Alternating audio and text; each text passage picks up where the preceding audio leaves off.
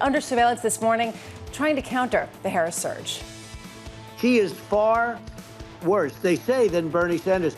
If we have her as a president, if we have a Democrat at this moment as the president, I don't think our country can survive. It's essential that you win for the good of the country.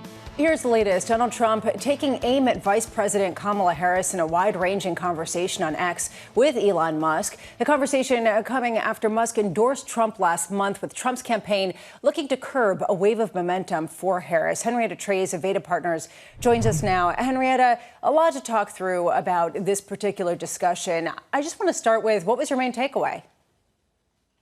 The main takeaway was that this was a great opportunity for X to promote Spaces. I mean, over 1 million listeners at some point, but it was sort of 2.5 hours of two guys in a room agreeing with one another. I wouldn't call it an interview, but more of a conversation that touched on all the hits that you hear from a Trump rally or other press briefings that the former president puts on.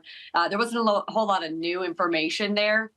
The main takeaway for me was that Elon Musk is interested in getting further involved in the federal government, being part of a federal sort of task force to take on government spending and efficiency, as he calls it. But that was really the newsiest part of the interview to me. Henrietta, what I took away is that Musk was advocating for two key things. One, to stop this demonization, which I think some would view as coming from the far right when it comes to sustainability and EVs.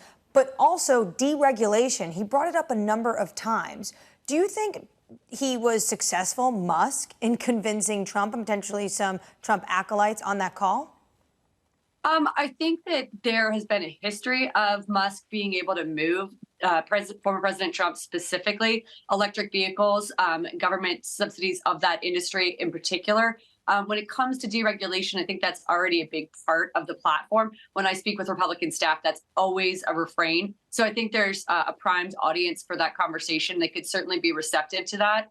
What's obviously interesting about that is that you simultaneously don't have the votes to repeal the federal subsidies for all of those industries in the clean energy tech space, the manufacturing tax credits.